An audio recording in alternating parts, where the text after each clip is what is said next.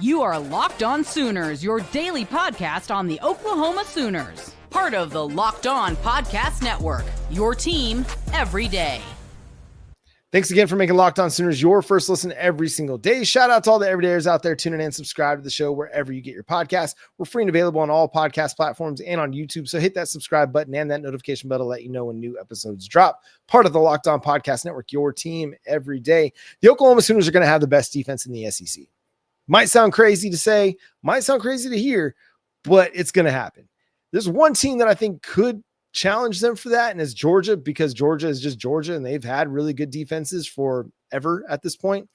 But I really do think with what Oklahoma's built along the defensive line, that this is a defense that is ready to dominate in the SEC. They're ready to make life a living pain in the butt for opposing SEC offensive coordinators, and they're going to set this Oklahoma Sooners team up to make a run to the college football playoff.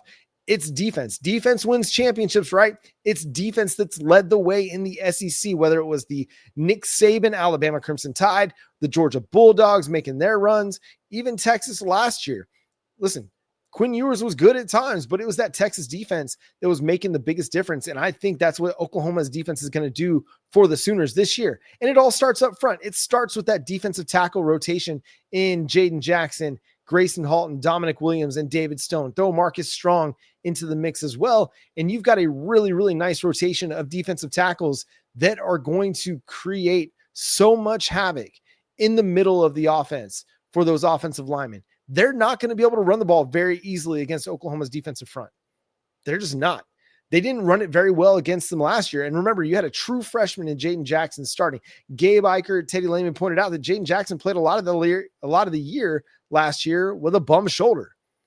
How much does that affect your abilities if you're a defensive tackle and you don't have your full strength available to you because your shoulders is dinged up?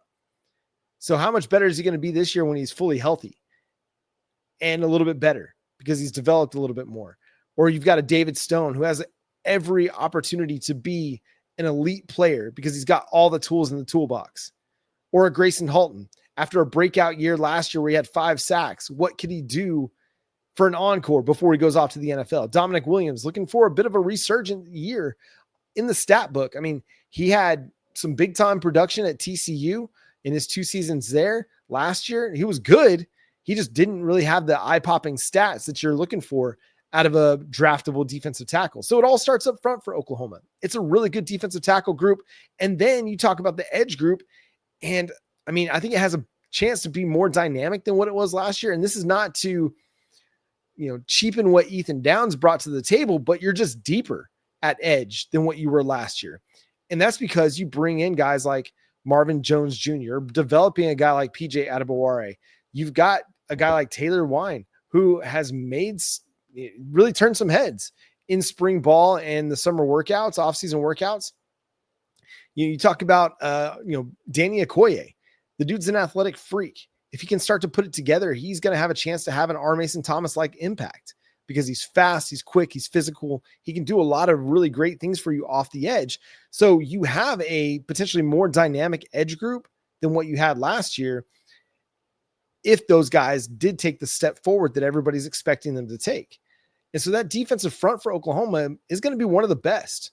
You hear SEC pundits talk about it. You hear college football pundits across the country talk about not only is it one of the best defensive lines in the SEC, it's one of the best defensive lines in all of college football.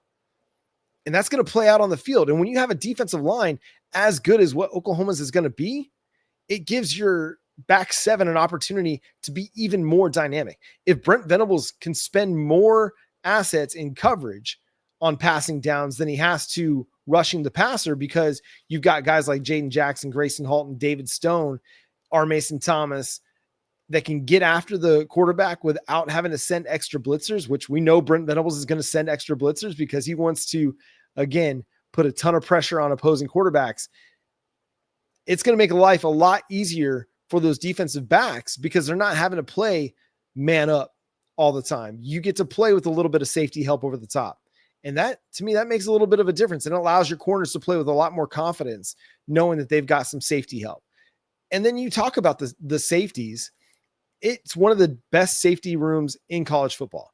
It's not Ohio State because Ohio State might have the best player in college football and Caleb Downs, but it's still one of the best. Robert Spears Jennings is a guy that came on strong last year and has a chance to be even better this year when he's now one of the focal points of the defense, one of the key players on defense.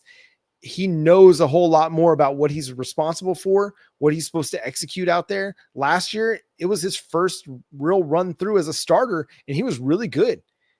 And now with all of that film under his belt, all those snaps, all that experience, he has a chance to be even better. Now you get a guy like a Peyton Bowen, who's a dynamic athlete that can play next to him, or a Jaden Hardy, both of those guys running, in that deep safety area. I think it gives Oklahoma a chance to be really, really dynamic on the back end.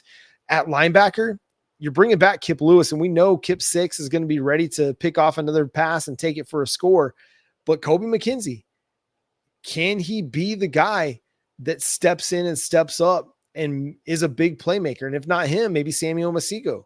Both those guys have the chance to be dynamic Mike linebackers, or a Kendall Daniels. You've got a really, really good linebacker room again.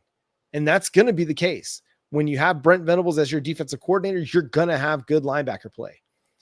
Whether it's Nate Drelling that's coaching or Wes Goodwin, you're going to be good at linebacker. At Cheetah, you're going to be good again. Kendall Dolby is going to be back. You've got Kendall Daniels in the mix there. You got Reggie Powers III in the mix as well.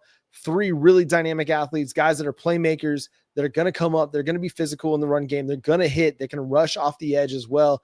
And again, I love where this defense is at. You've got to be healthy at corner. And I think that's probably everybody's biggest question with the defense right now is how healthy is Eli Bowen? How healthy is Gentry Williams? Has Jacoby Johnson taken strides this offseason to be a frontline player at corner, to be a guy that is ready to take that step?